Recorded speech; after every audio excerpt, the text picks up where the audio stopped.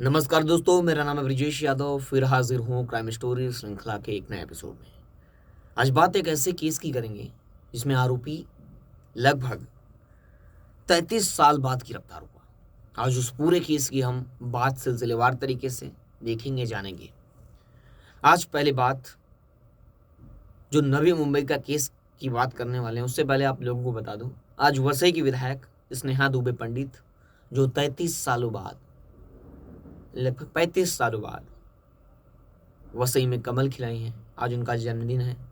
जन्मदिन के मौके पर उन्होंने कई कार्यक्रम का आयोजन किया और धूमधाम से एक लहर देखने को मिल रही है बीजेपी की।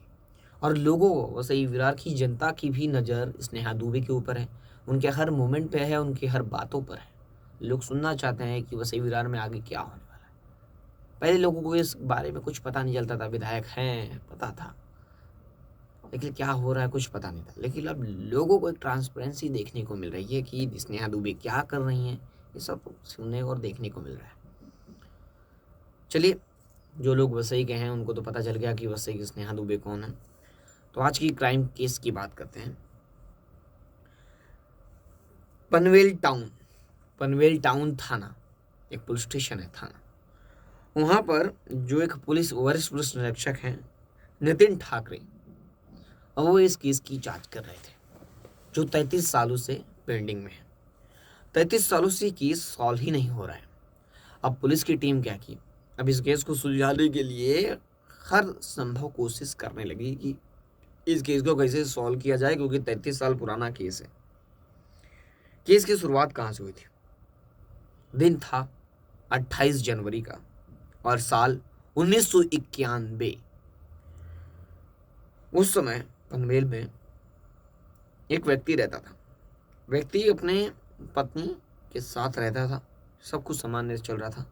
फिर कुछ दिनों बाद इन दोनों के बीच विवाद बढ़ गए, दोनों के बीच झगड़े होने लगे, झगड़े क्लेश बढ़ने लगा। बढ़ते बढ़ते धीरे धीरे स्थिति ये हुई कि दोनों के बीच बहुत बवाल होने लगा। दोनों पति पत्नी के बीच भारी बवाल, रोज मारा पार्टी, गाली गलौज, ये विवाद, घरेलू विवाद दिन पे दिन बढ़ता जा रहा था। अब धीरे धीरे इस केस में जो दोनों के बीच दरारें हैं वो बढ़ती जा रही थी और दुश्मनी एक तरफ बहुत तेजी से बढ़ रही थी। अब इस केस में दोनों किसी तरह शांत हो जाते थे रोज, लेकिन 28 जनवरी के दिन ये विवाद बहुत बढ़ गया। नवी मुंबई के पनवेल इलाके में अपने घर पर इन दोनों ने जब झगड़ा किया तो उस समय इसका पति बहुत गुस्से में था। और इतना गुस्से में था कि उस समय 1991 में मुंबई और उसके आसपास स्टोव हुआ करते थे। स्टोव जो प्रेशर स्टोव हुआ करते थे ना, एक पिन आती थी, हम बचपन में खरीदते थे पिन, 1-2 रुपए की पिन आती थी। उससे ऑयल निकलता था प्रेशर करने के बाद और फिर आग जलती थी, उस पर खाना बनता था। जब चूल्हा गया तो स्टोव आया, स्टोव पे खाना बनता था। अक्सर लोग उत्तर प्रदेश बिहार से आते थे तो स्टोव लेते थे, उसमें तेल भराते थे, केरोसिन लाते थे और उससे खाना बनाते थे। तो उस समय भी वो स्टोव हुआ करता था केरोसिन वाला, तो सभी के घरों में केरोसिन पड़ा रहता था। और उस समय महाराष्ट्र में भी लाइट नहीं रहती थी इतना, लाइट का यानी 24 घंटे लाइट तो दूर की बात थी। फ्राइडे एक दिन हफ्ते में लाइट कटती भी थी और लाइट भी कब चली जाए कब आए इसका भरोसा नहीं रहता था। तो लोगों के घर में केरोसिन होता था, उससे बाती यानी रात में दीपक भी जलाते थे और फिर रात में खाना भी बनाते थे स्टोव पर। तो केरोसिन सभी के घर में रहता था। तो उसी घर में केरोसिन भी था और वो केरोसिन उठाया और अपनी पत्नी के ऊपर डाल दिया और पूरा आग लगा दिया वो, और आग लगाकर वहाँ से फरार हो गया। मौके में आसपास के लोग पहुँचे और लोगों ने किसी तरह आग पर काबू पाया, उसकी पत्नी को निकाला।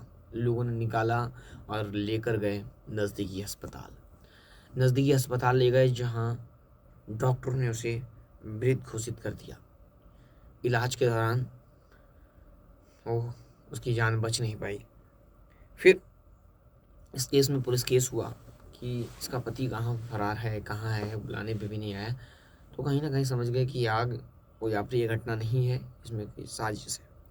तो पुलिस ने इसमें 302 उस समय की जो धारा थी आईपीसी की, हत्या का मामला दर्ज किया गया। प्राथमिकी दर्ज हो गई। उसके बाद इस केस में वारंट जारी हुआ, अदालत ने वारंट जारी कर दिया गिरफ्तारी का। लेकिन वो जो आरोपी था, जो इसका पति था, वो गिरफ्तार नहीं हो रहा था। वो बचता रहा गिरफ्तारी से लंबा समय तक। वो गिरफ्तारी नहीं हो रहा था, लोगों की भीड़ से वो बच रहा था। लेकिन समय के साथ समय का पहिया बढ़ता रहा और ये फाइलों में केस दब गया। ऐसे हजारों केस दबे हुए हैं, लाखों केस पूरे देश में, और ये भी केस दब गया। धीरे धीरे समय बीता और 33 साल हो गए। 33 साल हो गए। अब पुलिस की टीमें हैं, क्राइम ब्रांच की टीमें हैं, अलग अलग टीमें हैं।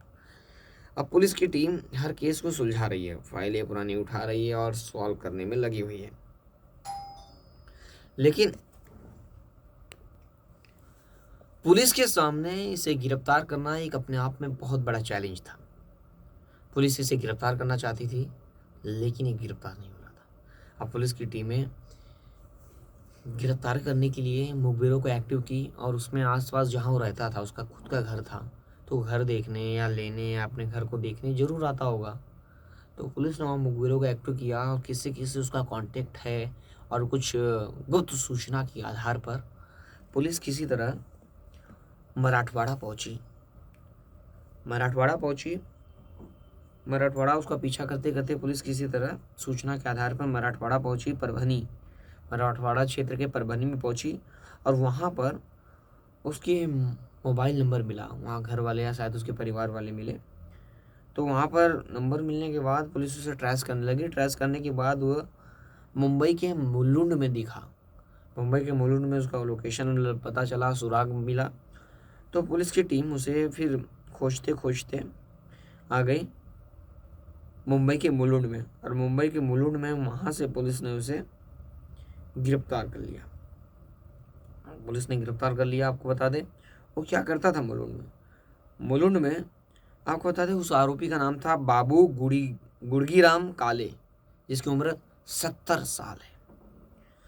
फिर वो रविवार पड़ोसी मुंबई के मुलुंड उपनगर के पास, आपको बता दें, वो मजदूरी करता था और आजीविका के लिए फूल बेचता था। मजदूरी भी काम करता था और फूल भी बेचता था, दोनों जैसे हो जाता था करता था। और बाबू गुड़ीराम काले को जब मजिस्ट्रेट को अदालत में पेश किया गया, तो कोर्ट ने उसे 3 जनवरी 2025 तक के लिए पुलिस कस्टडी में भेज दिया है। सोचिए, 33 सालों बाद पुलिस ने इस केस को ओपन किया और किसी तरह इस केस में इस आरोपी को सजा दिलाई। अब 3 जनवरी 2025 तक के लिए इन्हें कस्टडी में भेज दिया गया है, और उसके बाद सबूत पेश किए जाएंगे और इसके बाद इसकी सजा का ऐलान होगा। अब इस केस में आप लोगों की क्या राय है, और आप लोग किस विषय में स्टोरी सुनना चाहते हैं? कल कल्याण में जो मामला हुआ, वो मामला अपने आप में हैरान कर देने वाला मामला है। अब पुलिस इस विषय में उस केस में भी जांच कर रही, लेकिन दोनों आरोपी गिरफ्तार हो गए, और उनका मोटिव क्या था, उस बच्ची के साथ ऐसा क्यों किया, बताया जा रहा है कि वो उसका दिमाग थोड़ा सही नहीं है। उसकी 2 पत्नियां उसे छोड़ चुकी हैं, जो कल्याण का आरोपी है गवली। अब महाराष्ट्र मुंबई में इस तरह के कई केस आप लोगों को आए दिन देखने को मिल रहे हैं, तो आप लोग भी सावधान रहिए, सतर्क रहिए। फिर मिलूंगा एक नई कहानी और एक नई घटना के साथ। तब तक के लिए जय हिंद।